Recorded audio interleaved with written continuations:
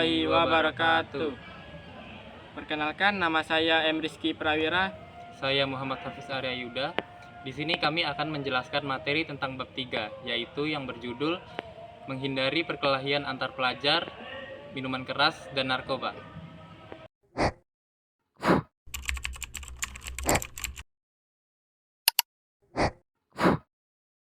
Perkelahian antar pelajar atau remaja adalah suatu bentuk tindakan kekerasan atau agresi yang dilakukan oleh suatu kelompok pelajar dengan kelompok pelajar yang lain, yang berusaha untuk menyingkirkan pihak lawan dengan menghancurkan atau membuat pihak mereka tidak berdaya.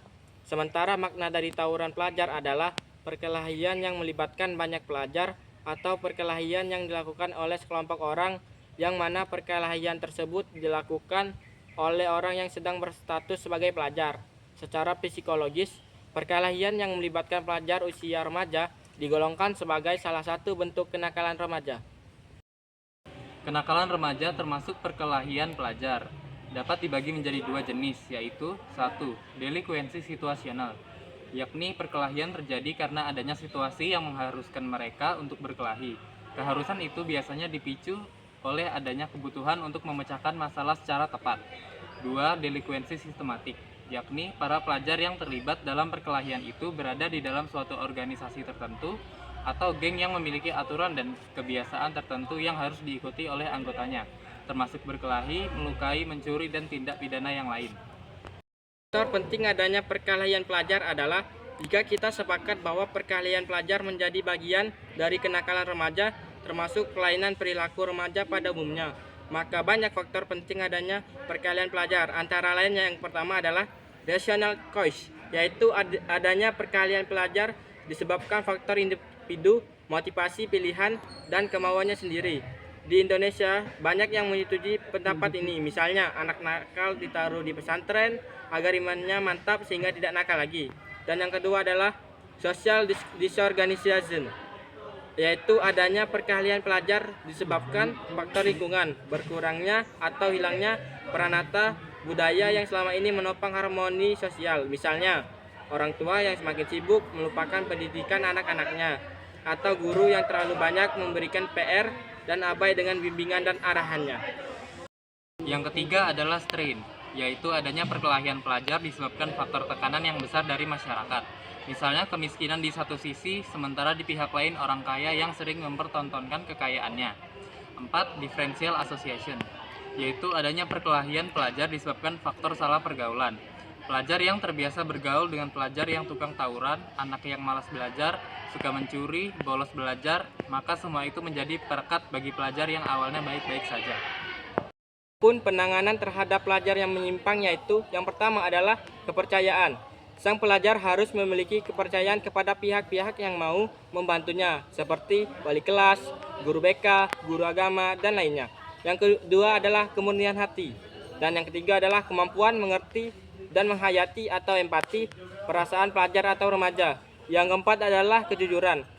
Kejujuran ini penting dilakukan karena sang pelajar ingin keterbukaan pada dirinya. Dan yang kelima adalah mengutamakan persepsi siswa itu sendiri.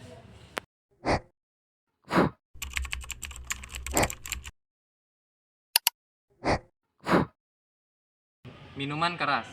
Khamar adalah jenis minuman dan makanan yang dapat memabukkan dan menghilangkan kesadaran seseorang. Makna lainnya adalah segala apapun yang memabukkan atau merusak akal sehat. Berlandaskan pengertian tersebut, segala jenis narkoba termasuk makna dari khamar. Termasuk jenis khamar adalah alkohol yang merupakan zat kimia yang dipergunakan untuk beragam keperluan di dunia medis, antara lain disinfektan, pembersih, pelarut, bahan bakar, dan sebagai campuran zat kimia lainnya. Penggunaan alkohol dalam makna terakhir tidak termasuk dalam kategori khamar, dan itu berarti diperbolehkan atau tidak haram. Miras menjadi induk segala kemaksiatan. Sebaliknya, jenis-jenis obat psikotropika dan narkotika meski tidak mengandung alkohol, ia tetap haram digunakan, sebab dampak negatifnya sangat buruk sekali, baik dilihat dari sisi akal pikiran, kesehatan, harta benda, maupun kepribadian bagi semua. Selanjutnya adalah narkotika. Narkotika adalah zat atau obat yang berasal dari tanaman atau bukan tanaman, baik itu sintesis maupun semi-sintesis, yang menyebabkan penurunan atau perubahan kesadaran, hilangnya rasa, mengurangi sampai menghilangkan rasa nyeri, dan dapat menimbulkan ketergantungan yang dibedakan ke dalam golongan-golongan. Psikotropika adalah zat atau obat baik alamiah maupun sintetis, bukan narkotika, yang berkhasiat psikoaktif melalui pengaruh selektif pada susunan saraf pusat yang menyebabkan perubahan khas pada aktivitas mental dan perilaku. Zat adiktif adalah obat serta bahan-bahan aktif yang apabila dikonsumsi oleh organisme hidup. Cara mengatasi orang yang kecanduan narkoba adalah yang pertama, edukasi dan kesadaran. Yang kedua, terapi dan konseling. Ketiga, dukungan sosial. Keempat, perubahan gaya hidup sehat. Dan yang terakhir, rehabilitasi. Demikian pemaparan materi dari kami akhiri. Wabillahi taufiq wal hidayah. Wassalamualaikum warahmatullahi wabarakatuh.